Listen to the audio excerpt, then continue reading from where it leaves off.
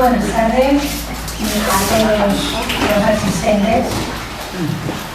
Quería agradecer la presencia en Higuera de Abel Soler, Agustín Galeana, de Mente Mollán y también que nos acompaña el en especial me gustaría hacer mención a esto, que siempre está dispuesta a trabajar codo con codo con nosotros en cuanto lo necesitamos. Muchas gracias. Pues bien, vamos a centrarnos en la presentación de hoy. Y esta presentación de dos libros, que ahí aparecen los títulos de Isfera Saló, Passion per la vida, de Agustín Galeana, y el nom dels pobles valencians de Abel Soler. Sus autores tienen, entre otras cosas, en común la docencia y su amor por la investigación para dar a conocer nuestra historia. Abel, en su libro de toponimia, profundiza en la toponimia de los pueblos y aldeas de la Comunidad Valenciana y, por supuesto, aparecen las referencias de Higuera y Navarón. Por otro lado, Agustín Galeana nos presenta una biografía de la familia Fernández Pellicer, en la que también aparece quien fue comendador de Higuera, Joan Fernández Pellicer, y aparecen las referencias sobre el castillo y la villa nuestra. Para conocer un poco más en profundidad de estos trabajos están ellos, y en estos momentos le cedo la palabra a Mente Mollán, y muchas gracias por vuestra atención y espero que disfrutéis de este acto y de esta presentación.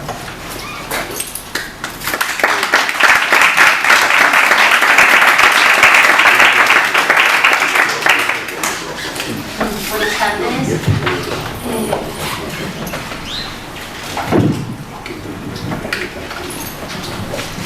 Buenas tardes, encantada de estar aquí. Gracias, Mati, por la amabilidad. Y presentamos hoy el libro de Abel Soler, Els noms dels pobles valencians, origen i significat. Abel Soler és, em vaig dir, amic i admirat des de fa molts anys. Él es doctor en filología y en historia, es un escritor y investigador con una extensa obra publicada, especialmente dentro del ámbito valenciano y sobre todo en temas locales y comarcales. Precisamente esa intensa investigación sobre nuestros municipios es lo que le ha permitido enriquecer de esta forma tan amplia como lo ha hecho su libro Els noms dels pobles valencians. Aunque podríamos decir que el hito más importante en su carrera ha sido el de ser el descubridor de la autoría del Curial Güelfa, que era realmente un misterio sin resolver hasta que hizo su tesis doctoral. Hay que resaltar, yo creo, de Abel Soler la facilidad que tiene para divulgar la cultura. Lo ha demostrado en otras ocasiones, lo demuestra en sus redes sociales y en otros actos, pero con este libro, que se ha convertido prácticamente en un bestseller, ahora me decía, había hecho 3.000 ejemplares, ya no le quedan muchos, ¿no? Podría decirse que hasta podría entrar en el libro Guinness de los récords del libro de toponimia más veces presentado. Yo creo que seguro que es el récord. Me comenta que 172 presentaciones, no es fácil hacer 172 presentaciones de un libro, y que llegará a las 200 presentaciones. Es muchísimo, y la verdad que hay que reconocérselo. Después, algunos dicen que la toponimia no interesa, ¿no? Que es un tema que no interesa. Pues Abel ha demostrado lo contrario, ¿no? Que sí que interesa. La toponimia conecta con nuestros sentimientos de unión a un grupo, con nuestros sentimientos identitarios, pero también es un elemento que incorpora una referencia geográfica. Los nombres de lugares nos dan información geográfica, información histórica, nos pueden dar información etnográfica, botánica, sobre animales, etc. Por todo eso, el topónimo se considera un patrimonio cultural inmaterial. Es considerado un patrimonio cultural inmaterial y en ese sentido se tiene que cuidar y para alejarlo de banalizaciones, de deturpaciones, de modificaciones. El libro de Abel Soler creo que contribuye a que el público en general reconozca el valor de este patrimonio, ¿no? de la toponimia, que contribuye a eso. ¿Y cómo lo hace? ¿Cómo nos explica todo esto que estamos comentando? Pues se trata de una recopilación podríamos decir, de fichas, una ficha por cada pueblo, que están ordenadas por comarcas en primer lugar y después alfabéticamente, y en él aborda pues, la difícil tarea de explicar el origen de los nombres de los 542 municipios valencianos y también de más de 300 entidades intramunicipales, ahora decía Martina Balón, por ejemplo. Entre unos y otros son más de 800, creo que 888 fichas concretamente. Y no es fácil, no es fácil averiguar de dónde proceden los nombres de nuestros pueblos, es una tarea difícil. Por una parte está la etimología, es decir, relacionada con la afiliación, pues, por ejemplo decimos Valencia, pues, Valencia o Valencia, como viene de Valencia, pues tiene una es latín y esa es su afiliación, o sueca, es árabe, porque sabemos de dónde procede, pero por otra parte está el tema de la motivación, ¿qué es lo que ha motivado ese nombre? A veces la motivación puede venir por una circunstancia, puede venir por una realidad geográfica, por un color, por un material. Por ejemplo, decimos Alzira a partir de Al Jazeera, que significa península o isla en árabe, pues porque está rodeada por el Súquer y por el barranco de Barcheta, ¿no? En este caso está clara la motivación, pero no siempre es así. Y a ver, recoge una cantidad de documentos históricos y un estudio de la geografía y demás temas para llegar a proponer una teoría, ¿no? sobre cada nombre geográfico. Por eso decimos que tanto sobre una cosa, tanto sobre la etimología como la motivación de los topónimos, Abel da muy buena cuenta y muchos datos en su libro. Destacaría la introducción, ya se lo dije cuando tuvo la amabilidad y la confianza de pasármelo antes de publicarlo, ya se lo dije que me gustaba mucho la introducción, que es un resumen histórico que hace de las diversas culturas que han pasado por el territorio valenciano, pues empezando por los íberos, después la colonización romana, extensa e intensa, los árabes, que como sabemos tuvieron larga presencia, especialmente en esta comarca, se quedaron hasta última hora. Y a continuación viene la conquista por la corona de Aragón. De hecho, muchos de los nombres, un porcentaje elevado, tienen esa ascendencia catalano-valenciana.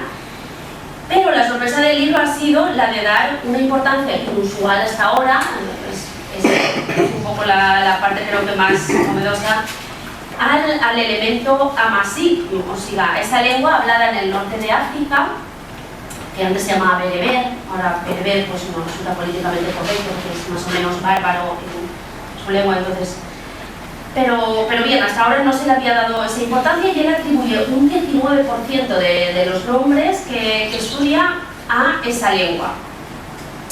La cuestión es que esas personas del norte de África que estaban arabizadas y pensamos solamente en el árabe y de hecho estaban arabizadas, pero mantuvieron su lengua y aunque también supieran hablar árabe, y eso se nota eso dejó una huella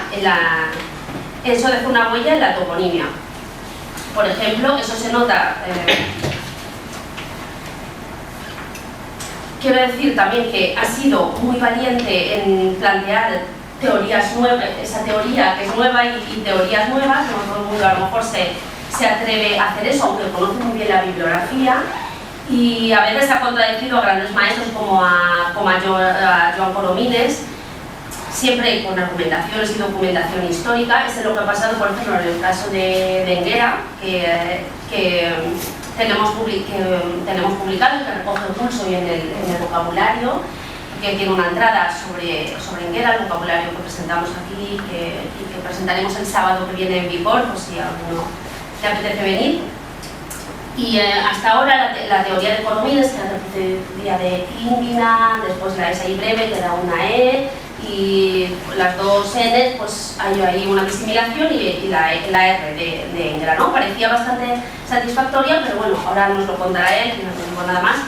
Él le da otra perspectiva. Bien, entonces, nada más, le quiero agradecer el libro, creo que nos hacía falta a los valencianos porque son necesarias obras de este tipo, enciclopédicas, sistemáticas, que elevan la cultura local a rango de cultura universal y también que nos unen un conjunto heterogéneo que lo comparte. Gracias, Abel, y tienes la palabra.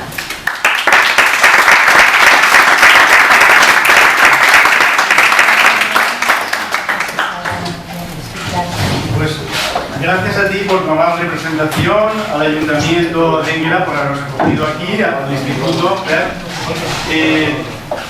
Y ahora lo que vamos a hacer, como ya Maite nos ha presentado el libro y está bastante, muy didácticamente explicado lo que es el contenido y tal, a lo mejor pasamos un poco de darle a una diapositiva a la primera que había puesto. Entonces, se carga.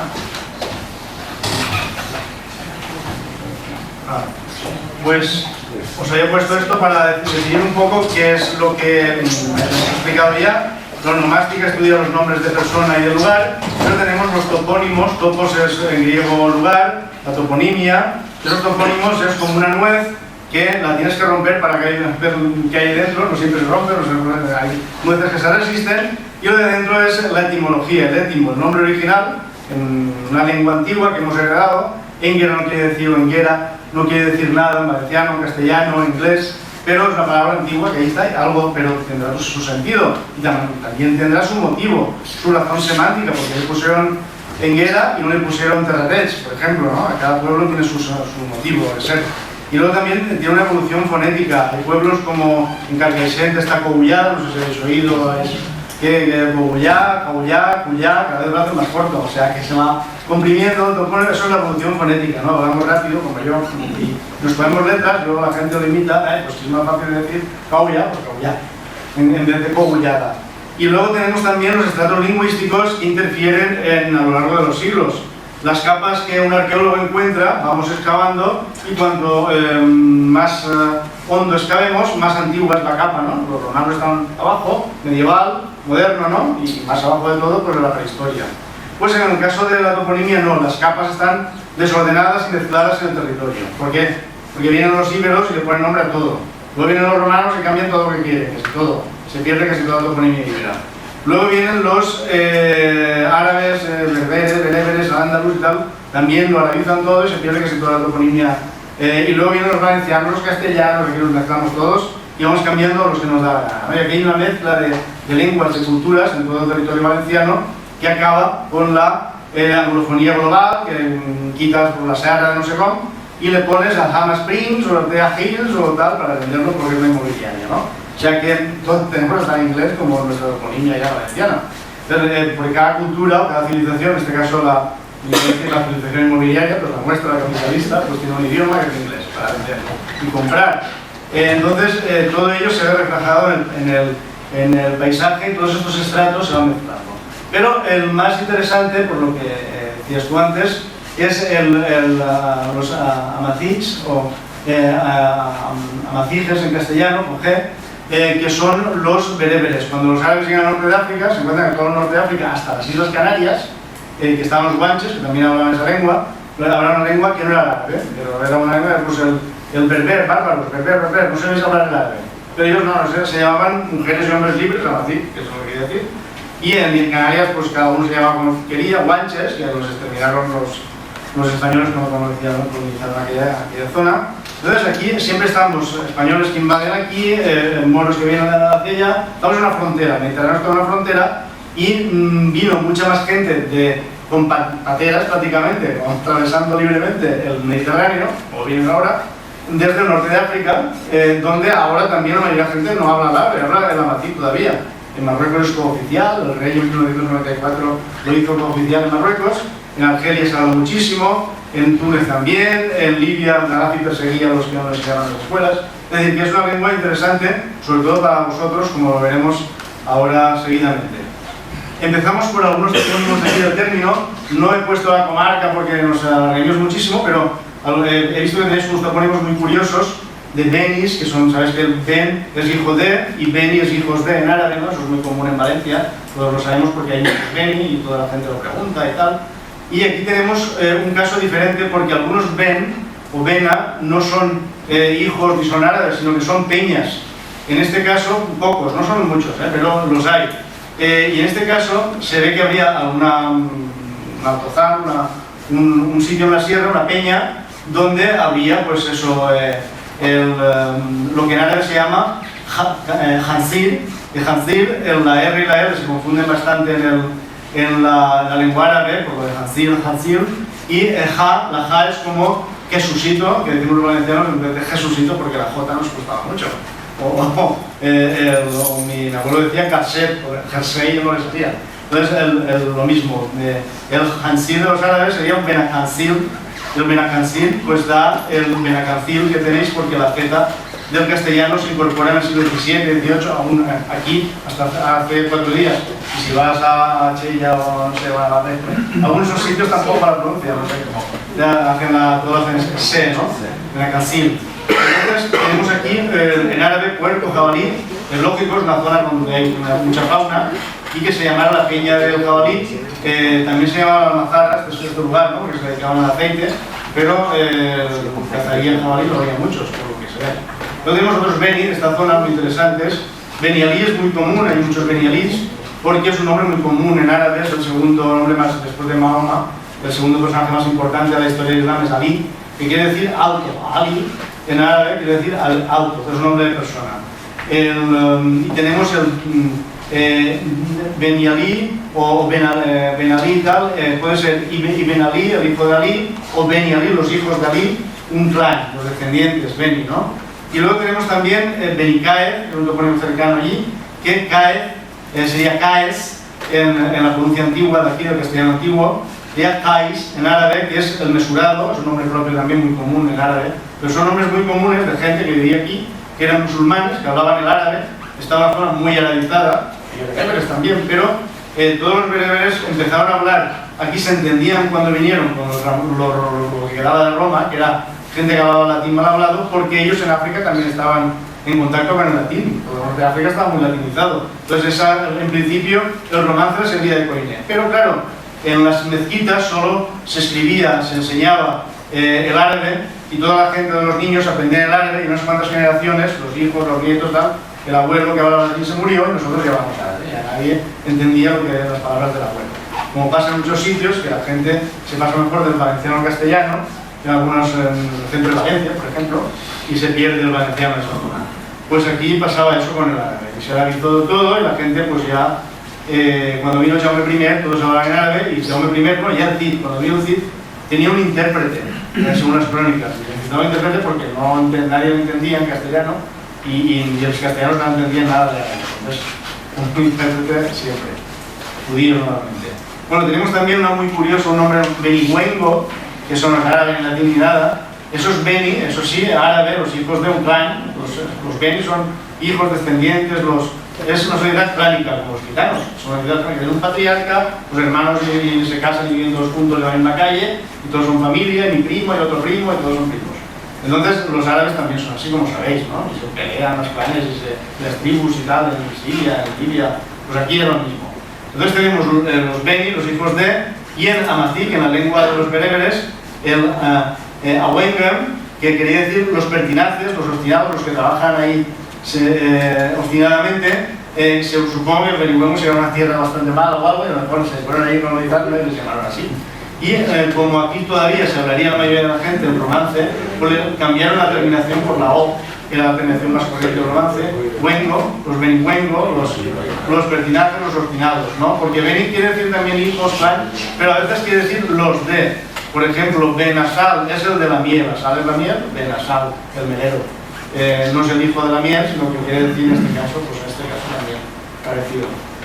Entonces tenemos Haraquat, que es una palabra árabe muy, se dice prácticamente igual, pero con aspiración. Haraquat, el har, es la aspiración del inglés, del hi, shi, que nosotros no tenemos ni en castellano ni en valenciano, y sustituíamos por una F. Al-Harazim, ¿qué decían? Al-Farasí, porque ya tenemos la ha, pues fa. En este caso, Haraquat, Faraquat. ¿Y qué quiere decir Haraquat?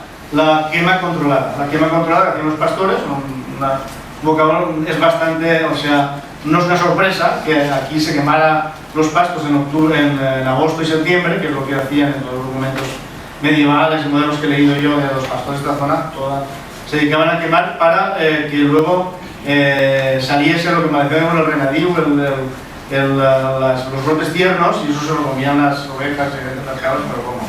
Entonces, otra palabra árabe muy interesante y bastante bien conservada. La olla redonda, este es un caso curioso, lo de redonda, es la olla de la redonda, es una palabra aragonesa muy extendida entre los valencianos, en todo el territorio, es decir, de ese pasto reservado para el abasto de carne, para la carnicería. La redonda es un foto del terreno que ahí no pueden entrar los pastores, ni los que pueden ver, sino es para el carnicero que tiene que se arrenda para que lleve la carnicería y nos consumen carne al pueblo, en la villa. Luego esto estaba asociado a una cañada que se llamaba de Salomón, que según la historia que he leído yo, se la dio Jaime I al alcaide del castillo de Garamoixent, que está aquí al lado, a cambio de las llaves de la fortaleza. Entonces, a este alcaide, ¿cómo le llamaban los dengueras? Pues le llamaban Hadal Salom, que quiere decir Hadal Salom, morro de puerco y tal. ¿Por qué? Pues porque los dengueras estuvieron aquí resistiendo a Jaume I y ante las murallas de Denguera, ante el castillo.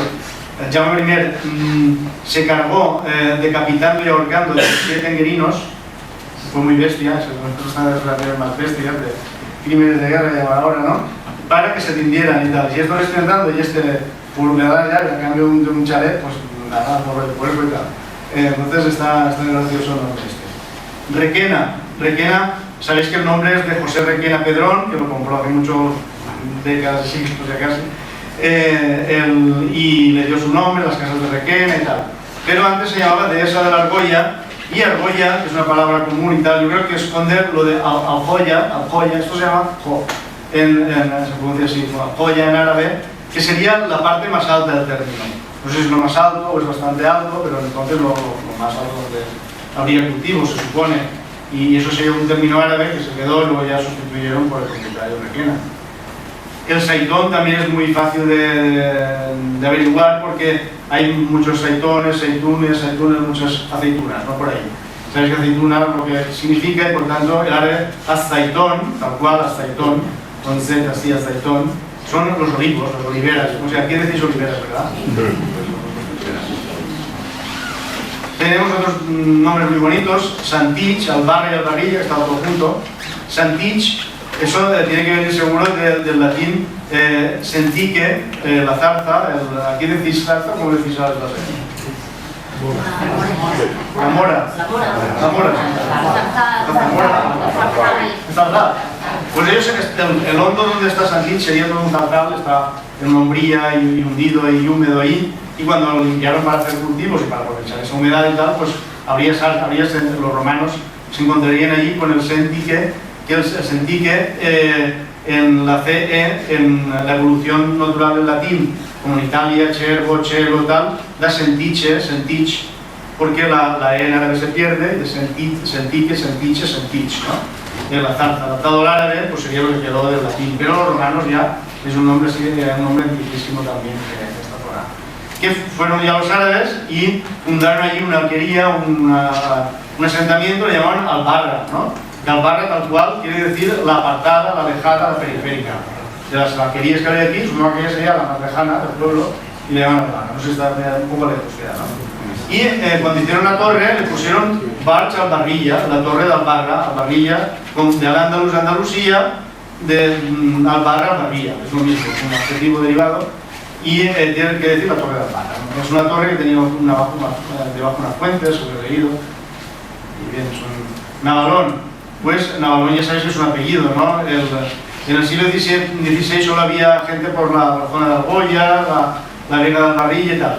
Pero luego ya vinieron los Antonio Navalón de Almansa, empezó a tener hijos, nietos y bisnietos, y lo colonizaron todo. Supongo que habrá mucha gente que tiene apellido Navalón aquí todavía, ¿no? Sobre todo en esa zona, pero aquí también en el pueblo. Pues eso es fácil de definir. Y ahora vamos a Enguera o Énguera. ¿Sabéis que los valencianos todavía decimos Énguera? Vosotros los mayores y tal, aquí antiguamente decían Énguera, que es el nombre de toda la vida, como si dijéramos, ¿no? Lo de Énguera es una castellanización, una adaptación al castellano, dijéramos, radiofónico o del profesor. Mirad lo que pasaba, por ejemplo, en Salem, que es un pueblo de la Vall d'Albaida. Los niños iban a la escuela y decían vamos a poner la fecha, Salem, no sé qué de tal. Y el maestro, ¿cómo has dicho? Salem, trae la mano, pam. ¿Cómo se dice? Salem. Salem.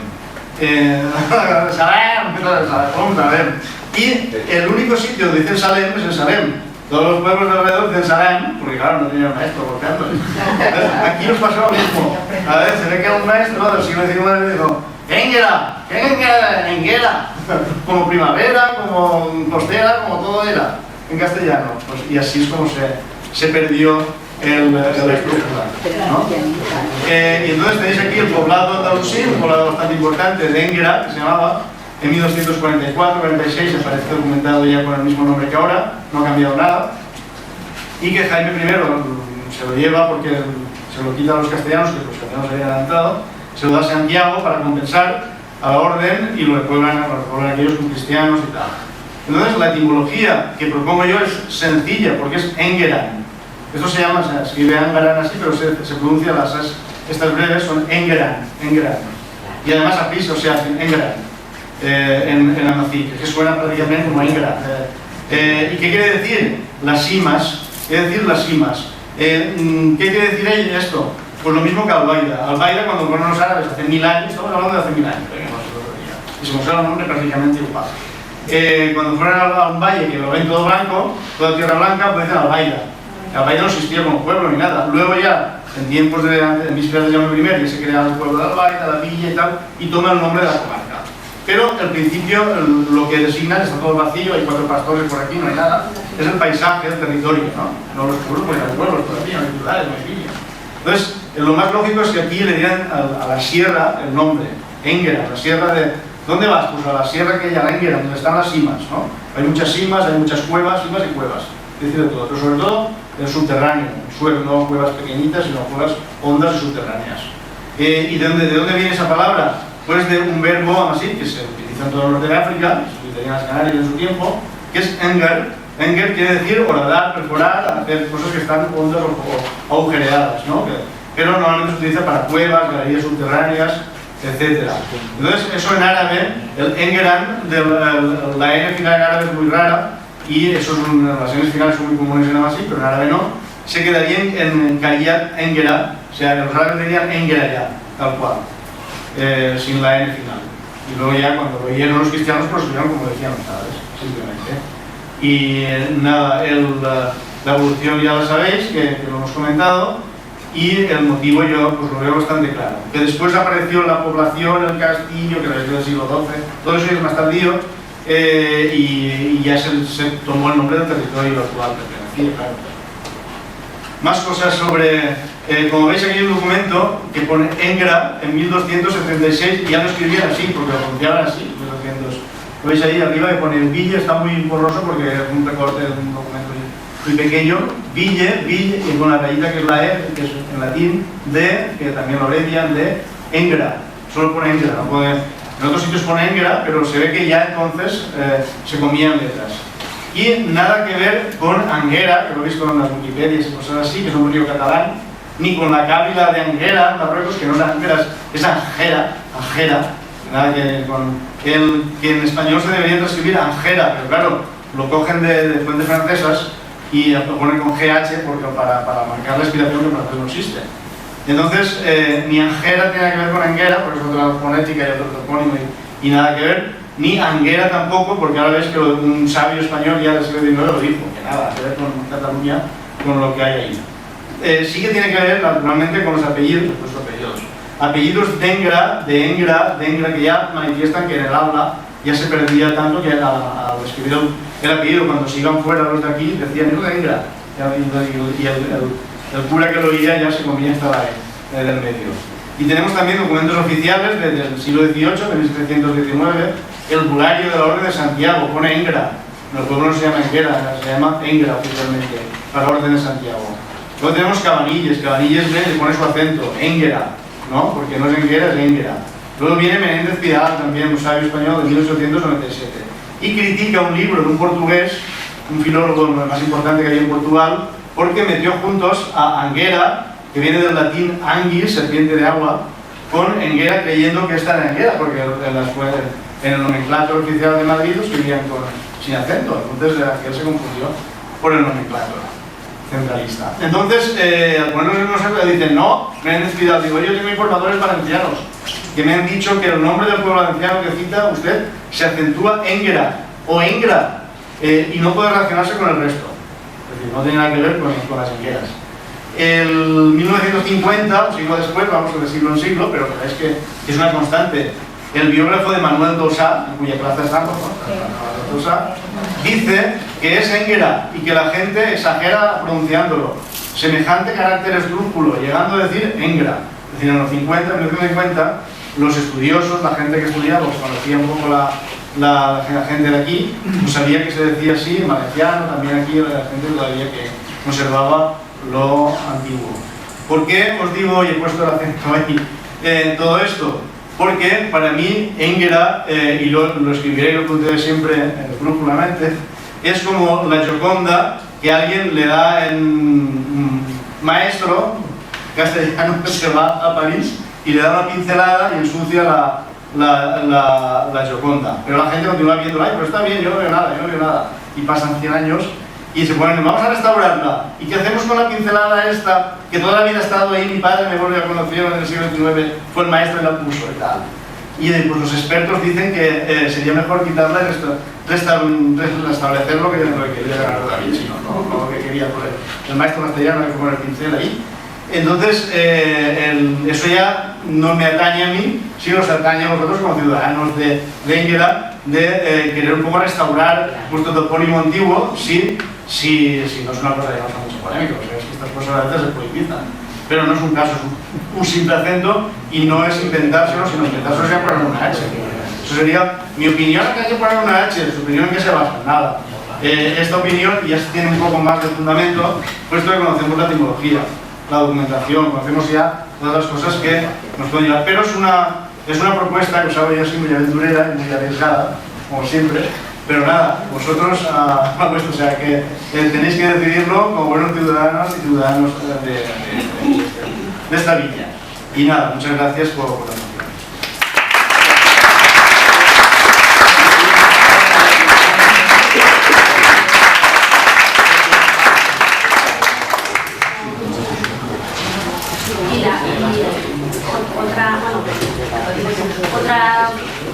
Otro argumento para decir que es esdrújula es que la tónica no hubiese pedido la vida. Si el acento cayera en la E de Enguera, si fuera plana, esa E nunca se hubiese perdido. Y lo que nos ha quedado en los documentos y los apellidos son Engra. Si la del medio hubiese sido la tónica, esos apellidos no serían posibles. Pero es que hace 4 días, por ejemplo, Villalonga se castellanizó hace nada, también en los años 20 ya, se murieron los últimos que decían Vilallonga, Vila, valenciano, Vilallonga, pues Vila y Yonga, dos palabras valencianas. Pues el maestro nada, que Villalonga, porque es una villa, Villalonga, hasta que lo consiguió. Y ahora todos creen que es Villalonga el nombre verdadero y tal, porque claro, no han conocido otra cosa. Y digo, no, si lo quisieseis castellanizar bien, sería Villaluenga. Ese maestro no sabía castellano, no sabía nada. El capricho que tenía de ponerle Villa, pero Villaluenga es lo que hay en Castilla, que son Villaluengas, y aquí Villayongues, pero no mezcléis lengua ni nada. O sea, son cosas que se hacían porque solo una persona en el pueblo sabía algo de gramática y los demás no y tal, y pues pasaban todos por donde pasaban.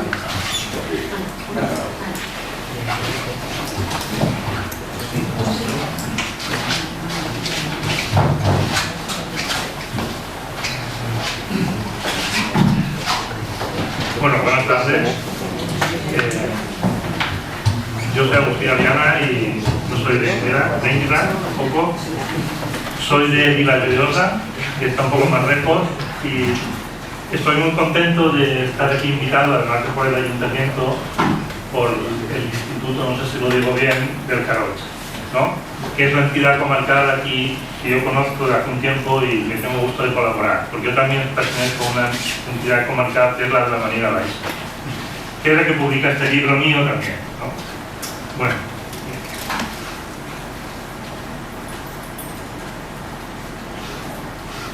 No voy a hablar de Enguera, que casi no conozco, voy a hablar un poco de una familia que fueron aquí los comendadores y he podido comprobar que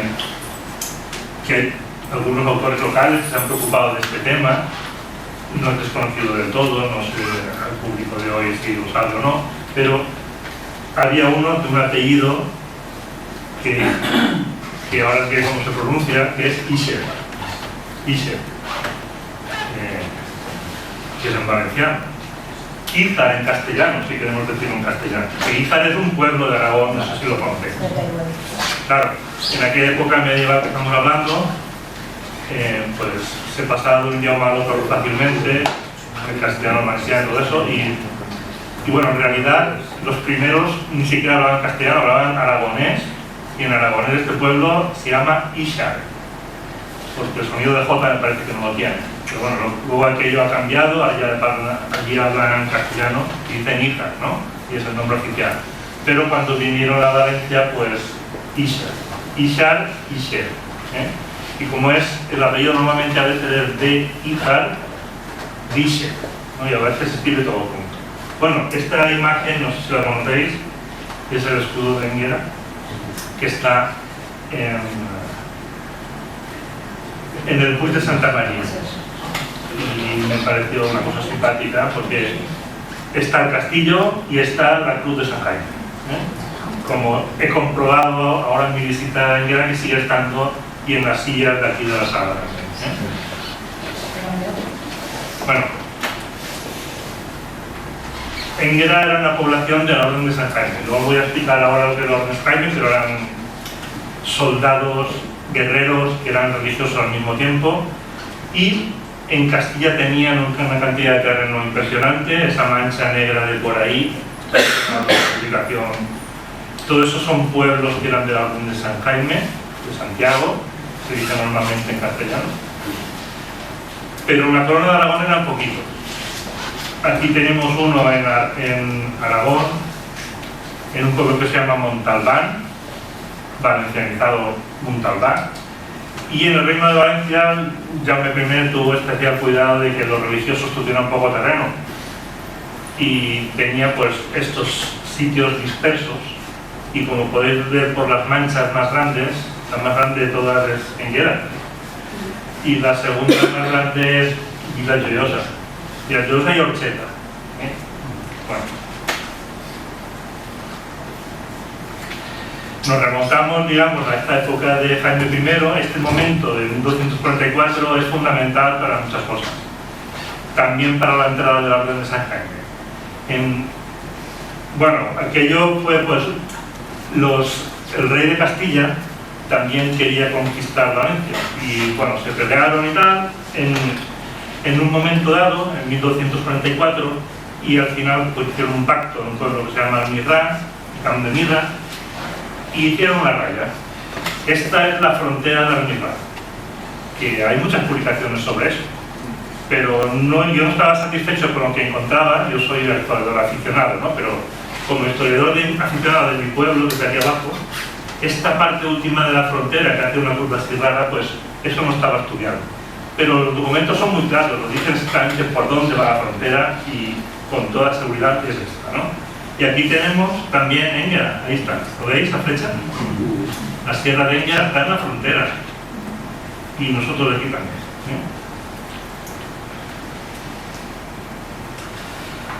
¿sí? En Esfurs de Valencia, que era un documento, digamos, fundador del Reino de Valencia, de Jaume I, vienen cosas de Enguera, no sé si esto es conocido o no. Esto es sacado de internet, de un documento antiguo de los fueros, ¿no? El primer artículo es los límites del reino, lógicamente.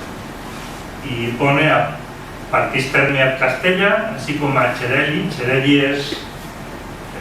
¿cómo se llama? Sirel, donde está un pantano famoso, el... Cortes de Pallars, no Cortes de Pallars. A la Serra de la Rúa. La Serra de la Rúa yo creo que es un término, un topónimo que se ha perdido, pero es la sierra que separa Ayora de Enguera y del Caroch. No sé si se ha perdido, yo no lo encuentro. O sea, el Caroch es una serie de montañas muy grandes y pues un ramal de estas montañas que separa Ayora de lo que sería el Caroch, eso tenía un nombre medieval que se llamaba la Rúa, ¿no? Es la frontera del Reino de Valencia en esta época. Y después el Cabriol, el Cabriol, Garmusen. También me lo he encontrado en algún documento. Bueno, he ido recopilando documentos de la historia de mi pueblo y resulta que ha sido también Enguera, este es el motivo de que yo esté aquí dando la tabarra, porque también era de la Orden de Santiago. Garmusen, he visto que debe haber una ruina de un castillo en términos de Moixent, pero cerca de... no queda nada. Bueno, cerca de Navalón, entre Navalón y Moixent, hoy en medio, hoy término de Moixent, pero en la Sierra de Enguera. Y ahí abajo otro que se llama La Mola, eso es mi pueblo. No sé, que es el nombre de una montaña de por allí. No existía en un pueblo entonces porque no se había fundado. Bueno, ¿me oís bien? Sí. No estoy usando. Bueno, Enguera estaba en la frontera, y eso quiere decir problemas continuos, guerras sin parar, unos que vienen, otros que allá, se disputa, que es mío, que no, pues, bueno, al principio no hubo mucha disputa porque no está muy claro por qué, o nos podemos imaginar por qué Jaume I lo primero que hace es regalarle Enguera a una potencia extranjera que es la Orden de Santiago. Bueno, pues seguramente fue un pacto, digo, bueno, esto es valenciano, es el Reino de Valencia, pero bueno, tú debes ser el señor feudal de aquí, ¿no? Digo yo que se arreglarían de esa manera y se quedarían conformes. Y este señor, Paio Pérez Correia, era un portugués. La Orden de Santiago no era castellana, era... bueno, la mayoría estaban en Castilla, pero había portugueses, leoneses, gallegos, castellanos, aragoneses, no sé. Y era un estado, lo que hoy diríamos un estado independiente, que dependía del Papa, no del rey de Castilla. Bueno, total, muchos eran castellanos, pero no sé. Bueno, la cuestión es que mientras vivió el maestro de Santiago, que era este señor portugués, pues fue de él. Y él no creo que viniera por aquí nunca, a lo mejor en el 1244, que sí que estaban las tropas por aquí. Después no creo que volviera, pero cobraría la renta, que es lo que interesaba.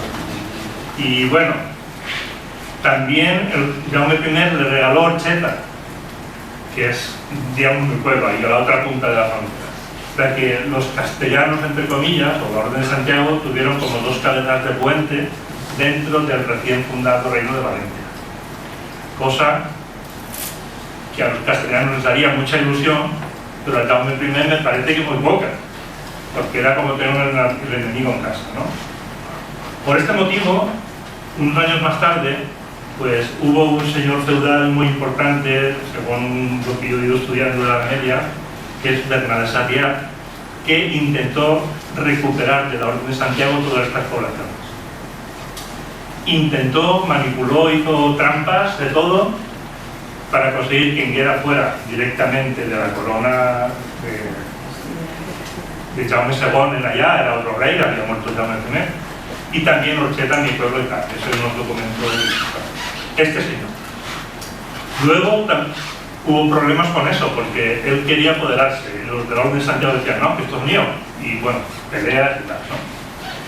Luego una pelea muy grande, que es la Guerra de Castilla, o la Guerra de los dos Pedros, no sé si os sonará, en esos años de ahí, a mitad del siglo XIV, donde aquí pues también hubo bastantes destrozos, seguramente el castillo de aquí pues lo tomaron los castellanos. Fue la única vez que Castilla invadió el Reino de Valencia y bueno, fue una invasión bastante importante y fue una guerra tremenda. donde afectó también particularmente a Anguera. Ahora tenemos un poco más, ¿no? Porque quién venía aquí, quién era el amo, quién cobraba los impuestos, ¿no? Después, pasada la guerra, resulta que tenemos unos comendadores. La figura del comendador, como si lo sabéis, porque os sonará, era el fraile representante del poder de la orden, el amo, ¿no? Y ahí constan un Juan López de Peralta y un Juan Pérez del Castellano. No está muy claro si eran castellanos, parece que sí. Seguramente, como la sede de la orden estaba en un pueblo de la provincia de Cuenca que se llama Uclés, no sé si os suena Uclés, es un pueblo pequeño, pero tiene un castillo importante y era la sede de la orden. Pues allí estaba el maestro y desde allí seguramente enviaron tal. Pero claro, estos pueblos dependían de la orden de Santiago, pero estaban en la corona de Aragón, ¿no? Entonces ahí está el problema, ¿no? Y de repente, esto lo he encontrado varias veces. Tú puedes pensar, ¿quién era el señor de tal pueblo en tal año? Fulano. Bueno, fulano no, fulano quizá porque tiene un pleito de otro y está en discusión. Pues muchas veces ahí está en disputa quién es el señor de un pueblo, ¿no? Y en este caso, estos señores, Peralta y Castellar, que seguramente eran los amos, ellos se tenían a sí mismos seguramente como los amos y cobraban impuestos y tal, y si acaso le pagaban algo a Uclés, pues vino un comendador de Montalbán nuevo que dijo, no, esto es mío todo, vosotros nada, vosotros sois servidores míos, ¿no? Entonces ahí hubo sus más y sus menos durante un año.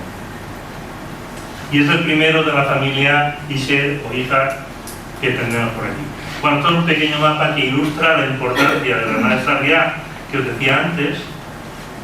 Aquí he puesto en rojo las propiedades que fueron, digamos, muchos años de Sarriá. En naranja las que fueron un poco, algo de tiempo, por ejemplo Anguera. Y en amarillo donde tuvo cargos como alcaide y tal, que también mandó mucho, pero no eran de su propiedad. O sea, fijaros que es la cuarta parte del Reino de Valencia, es que es una barbaridad, ¿no? Pensar en el más rico que conozcáis y en un mapa todas sus tierras, ¿dónde están? ¿No? En un punto, ¿no? Por aquí, fijaros, ¿no? Bueno, después, a ver, esta guerra de los dos Pedros, la guerra de Castilla,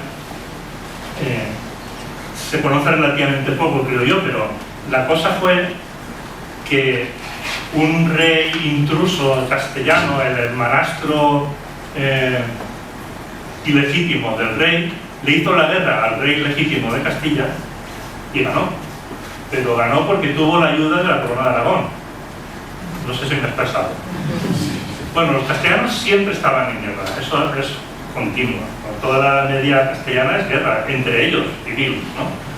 Pero en un momento dado, la guerra civil de los castellanos era que Enrique el de las Mercedes, conde de Trastámara, con la ayuda de Pedro el Cerimoniós, el rey de la corona de Aragón, y le voy a fastidiar, al final mató a su hermanastro y se quedó de rey. Claro, las ayudas se hacen por un precio. Y Pedro el Cerimoniós le pidió como precio de la ayuda más o menos las provincias de Soria, Guadalajara, Cuenca, Albacete y Murcia por su ayuda, que no lo consiguió. Luego al final aquel nos dijo que sí, pero luego no le pagó. Bueno, este rollo es porque, a ver, Pedro el Cerimoniós dijo, no me pagas, pero por lo menos, a ver, los pueblos estos de la Orden de Santiago y de la Orden de Calatrava también, que otra que había por ahí, esto se ha acabado de que vengan aquí los castellanos, esto es mío, lo anexiono para mí, se acabó, ¿no? Y saltándose la legislación y lo que haga falta, tú haces lo que quieres, yo también, ¿no? Bueno, pues eso, 1379, la fecha que podemos dar. Todo esto he ido descubriendo yo poco a poco, yo no soy ni siquiera historiador profesional, a base de documentos que he ido mirando, ¿no? Porque esto no está en los libros de texto ni nada. O sea, además, la Orden de Santiago parece que es una cosa pequeña y tampoco interesa mucho a los historiadores profesionales. No sé, pero yo estoy bastante seguro de esto. Bueno, a partir de este momento, los los territorios de la Orden de Santiago de la Corona de Aragón, el rey de Aragón considera que son suyos. Pero bueno, sigue siendo de la Orden de Aragón, no están peleados en este sentido. Y el comendador que gobierna sobre todo es este Pedro de Híjar, o Pedro Fernández de Híjar, o Pérez Hernández Dícer, que era un señor aragonés, de Híjar. Unos años más tarde, y esto he visto que ya lo tenéis en publicaciones locales, el hijo de Pérez Cerimoniós, Joan I, pues le vendió, dijo, bueno, Enguera es mío, esto es de la Corona de Aragón, pues es mío. Pero entonces, como es mío, lo vendo si quiero, porque me hace falta dinero, y se lo vendió a un señor, que era el señor de Moixent, el Massa de Lisana este. Y Villaseñor también lo vendió al mismo tiempo. Bueno, eso por supuesto no le hizo mucha gracia a la Orden de Santiago. ¿Cómo que vendes un pueblo que es mío, no? Pensarían allí en Uclés, ¿no? Y bueno, hay documentos de todas esas discusiones y todo. Bueno, yo me baso en los documentos y aquí pues tengo algunos, una pequeña muestra, tampoco vamos a leerlo todo ni mucho menos. Pero bueno, por ejemplo aquí hay uno que dice que cobrar los impuestos y tal, y no vayas a cobrarlo, le dice el rey al de Uclés, que esto ya lo he cobrado yo, en paga de lo que nos debe, ¿sabes? De la ayuda aquella por la cual aquel era rey, el rey de Castilla. Bueno, estos son los Dícer que fueron comendadores de Enguera. 4 de la familia. Esto es una cosa muy rara, porque el cargo de comendador ellos tenían cuidado de que no fuera heredable. Aún así, pues bueno, siempre habían los chanchullos y al final las familias se imponen un poco porque se repiten apellidos, pero no era heredable, tenían que volver a nombrarse por el maestre de nuevo, ¿no? Bueno, en 1420 hubo un pacto que hay documentos que se hicieron en Enguera, esto no sé si es conocido, porque hay un notario que vino aquí Pérez Fernández Dícer también, y este, ¿cómo se llama? Peralta, no, el otro. Castellar. El Castellar era el comendador local de Enguera. Dícer era el comendador mayor de Montalbán, que era superior, ¿no? Como los militares, ¿no? El capitán, el sargento, no sé. Bueno, estuvieron aquí y, digamos, llegaron al acuerdo. Vale, de acuerdo. Pues vas a mandar tú, porque eres el comendador mayor, y yo seré el comendador local, que os desaparezco, me quedo vivir aquí con una renta, es lo que parece que pasó, y pierdo el poder político que tenía, ¿no? Vale, eso fue en 1420. Y a partir de ahí pues fue el comendador local de Enguera, Pedro Fernández de Híjar, que se casó con una dama valenciana y a los hijos fueron una rama de la familia que fueron valencianos y ya siempre vienen con el apellido Dícer en valenciano. El hijo, en 1433, el padre no se había muerto, pero llega a un acuerdo con el rey para que con el rey y con el hermano del rey, que era el maestro de Santiago en ese momento, que era el infante Enrique, y bueno, consigue en el momento que se casa el hijo, Gonzalo, digamos, regalarle al hijo la comanda de Enguera y la de Montalbán también, todos esos pueblos que hemos visto antes en el mapa. Entonces, Pedro no había muerto, pero se retira. Había sido comendador desde que era un niño de 7 o 8 años, lo pusieron ahí, y a lo mejor el hombre estaba harto, no sé, después de 50 años de mandar y quería jubilarse, no lo sé. Y se jubiló en Villajoyosa, por cierto. Al principio esta familia vivía en Valencia hasta pocas veces, no sé por qué. Vivían en Museros, no sé si conocéis, por un pequeñito ahí a la huerta, pero que tenía ahí un palacio. Y luego se trasladaron a Villajoyosa y luego sí se fueron a Valencia y tal, o cada uno se derivó por ahí, ¿no? Bueno, Gonzalo se casó con una princesa portuguesa y se fueron a vivir a Villajoyosa. Y el infante Enrique les regaló la comanda de Montalbán. Se fueron a vivir a Villajoyosa Yo creo porque Enguera, digamos, la tenían seguro, pero a Villajoyosa no. Villajoyosa, los vecinos, mis compatriotas de allá, estaban, digamos, en guerra con el comendador y querían salirse de la Orden de Santiago, cosa que aquí creo que no pasó, ¿no? Entonces a lo mejor se fueron a vivir allí, porque a lo mejor era el pueblo más importante entonces, Puerto de Mar, no lo sé, y porque estaba en peligro de perderse. Y al final lo perdieron. Bueno, este Gonsalvo se murió en el año 51, el Papa puso a otro comendador, pero el hijo de Gonsalvo dice, che, pero si el infante Enrique me prometió en mi momento cuando me casé que esto sería mío y de mis hijos también, tal, hubo unos pleitos ahí, y claro, es que estamos hablando de pleitos con los reyes, con los maestros, con el Papa, y lo ganan el pleito. Y el hijo, Juan, creo que la alcaldesa ha nombrado a Juan de Iser antes, o sea, son 4 Iser, no es uno. Claro, si tú ves un documento suelto por ahí que te encuentras y tal, no tienes el contexto para interpretarlo bien. Era uno de la familia. ¿Bien? Si tenemos el padre, el hijo y el nieto, ¿no? Pero claro, el documento, había un documento que de aquel de cuando se casó Gonzalo, que para los hijos también tenían que hacer cosas, ¿no? Y esto creo que fue cosa de la madre, ¿no? Esa madre era una madre muy que mandaba mucho, la Agnés de Portugal aquella, y que era una señorona también, y quería defender propiedades de sus hijos. Y lo que consiguió es que ya que la comanda de Montalbán eran varios pueblos, pues a cada hijo uno, y eso al final es lo que aprobó el Papa. En el año 78 Joan dejó de ser comendador de todos esos pueblos, se quedó solo de Orcheta, y Ferran le tocó Enguera. Ahí se conserva.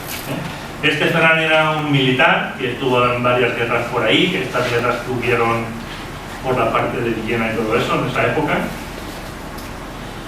y luego se fue a servir al Papa a Roma. Y bueno, no sé, son personajes que yo me he descubierto que tienen su gracia, ¿no? Que darían para película, ¿verdad? Muchas de las cosas que han pasado.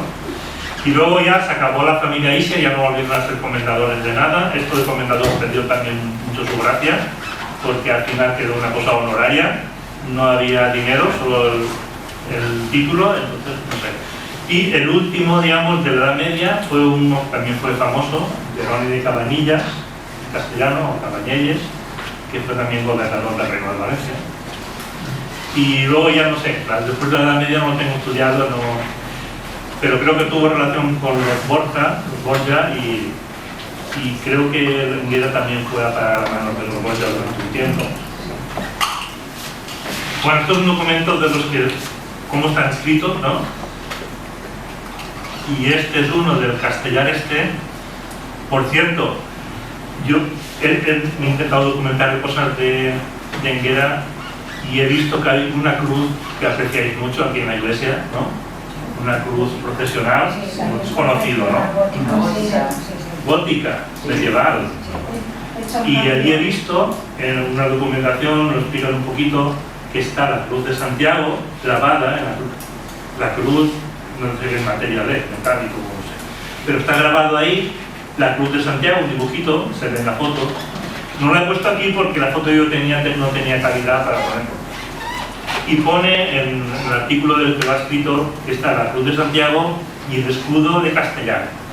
Yo esto no sé si es seguro, porque este Castellar casi no sabemos quién es y no creo que sepamos cuál es su escudo.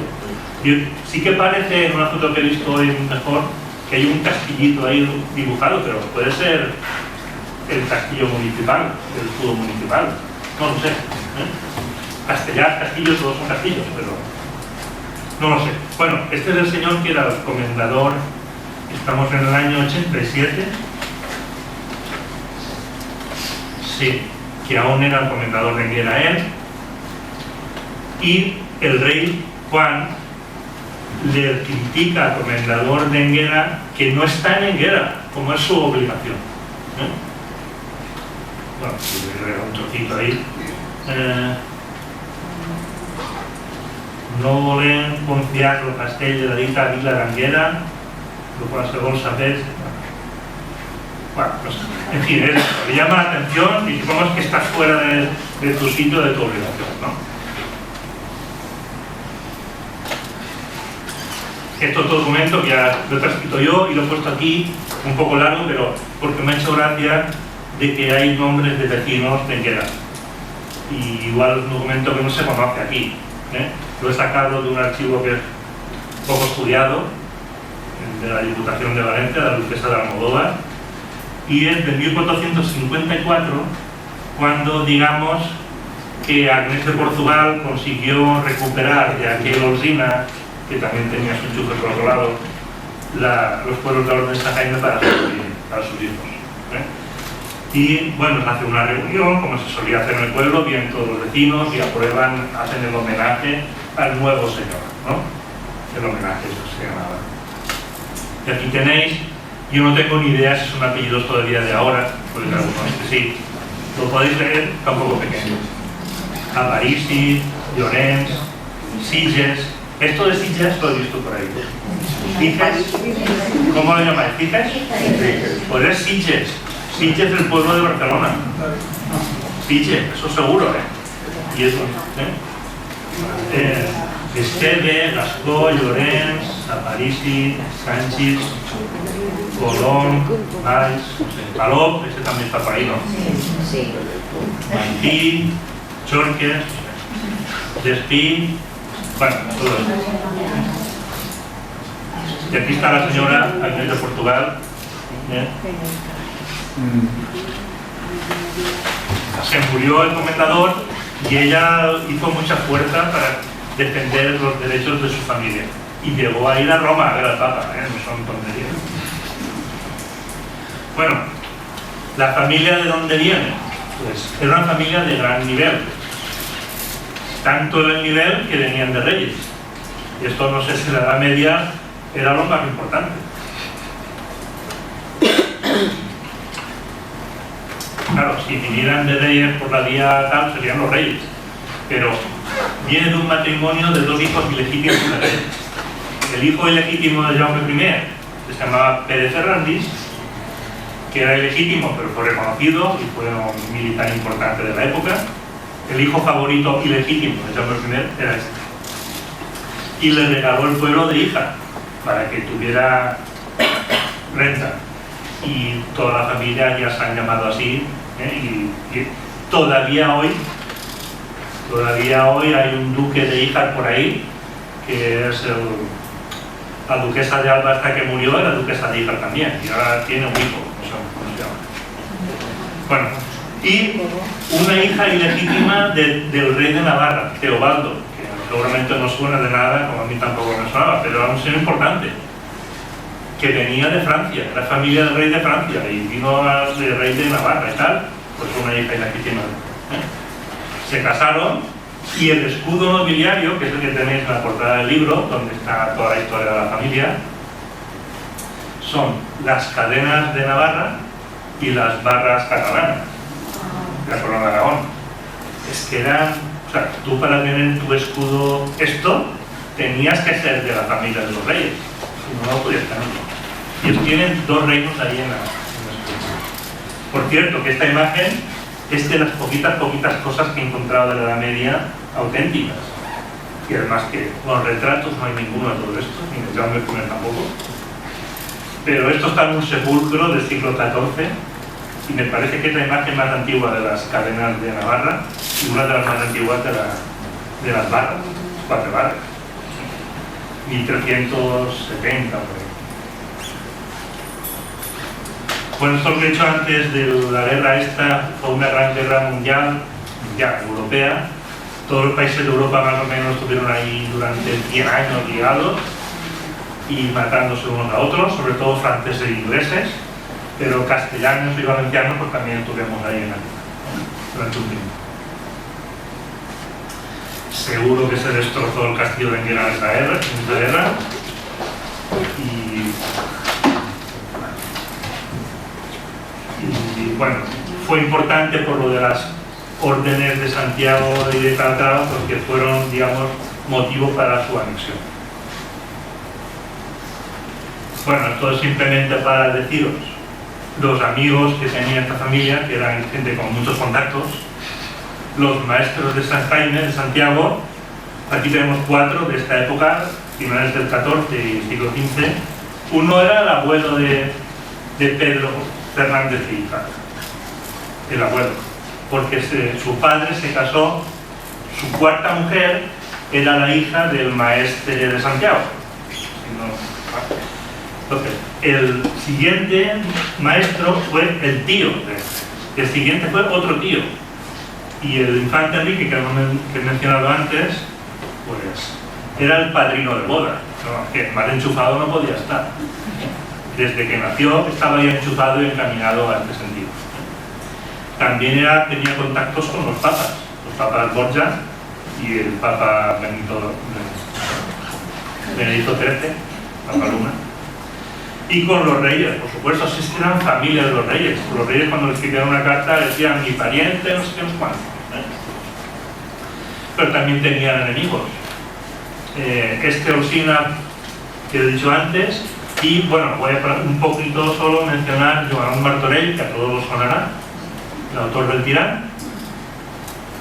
Me fa vergonya parlar d'això de la teua. Bueno, Joan Martorell era amo, su familia, de un pueblo que se llama Saló, no sé si os suena, Denia para Denia. Y bueno, los Iser que estaban viviendo en Villajoyosa, como iban a perderla, porque aquello no tenía remedio, pues decidieron comprarse a otro pueblo. ¿Y cuál estaba a la venta? Saló. Se compraron Saló. ¿Por qué? Porque lo vendían. ¿Por qué lo vendían? Porque no tenían dinero. Los Martorell. De esto, pues, a partir de ahí Saló fue de los Iser, ya no están por Enguera ni por Villajoyosa, se fueron a Saló, a Denia y no.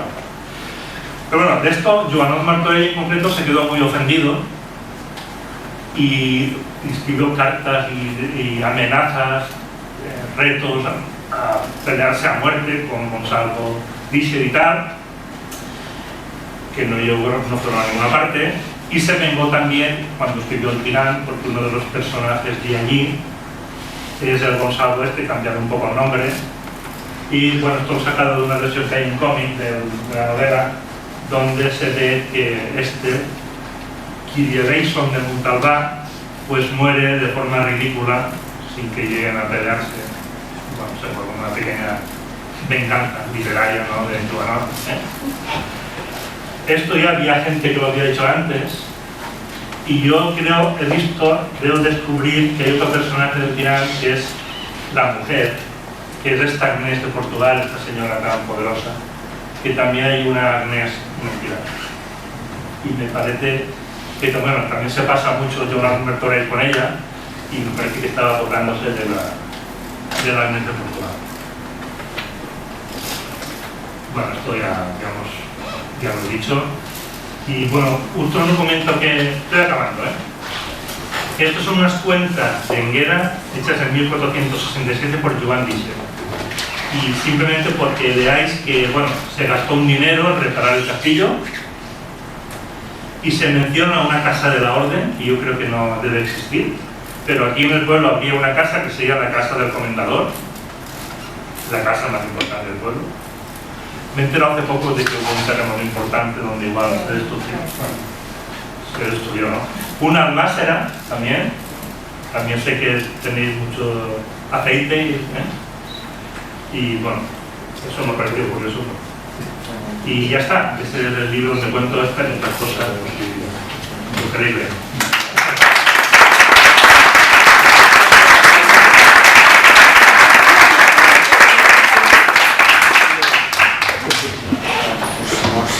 Si os parece, abrimos un turno abierto cerrado de palabras y de preguntas, y cerramos la presentación de los preguntas, cuestiones.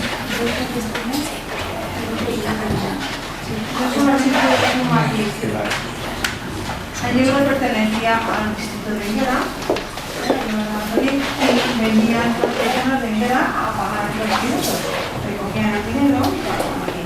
Y esas personas no tenían cosas, eran muy sencillos, sabían leer y escribir y venían con todos los documentos, y llamaban Enguera. Enguera ni yo, la última vez que yo les vi, o la primera vez que los vi, cuando yo me vine a vivir aquí, en los años 70, un día se ve, estoy en mi casa, que me llaman, y entonces no trabajaba y los recibí y me contaron, no, es que venís, es que por estos escapes, porque el término de hielo se lo comió Marqués y la gente no tenía tierras, entonces tenían el término de Vallada, tenían una Baida, tenían una Bellería, tenían el término de Vallada, y entonces de Moisés no, porque no limpia con el hielo. Entonces todos esos términos, los términos referentes aquí, Vallada, Montesa, y... Eso debe ser después de la Edad Media. Media. Los condes de Arna o... Bueno, me está hablando de la vale. 1970. ¿Alguna cuestión más? ¿Alguna aclaración? ¿Alguna pregunta? ¿Alguna duda? Si no, pues cerramos la presentación. Muchas gracias por haber venido y hasta el próximo acto. Hay fuerza.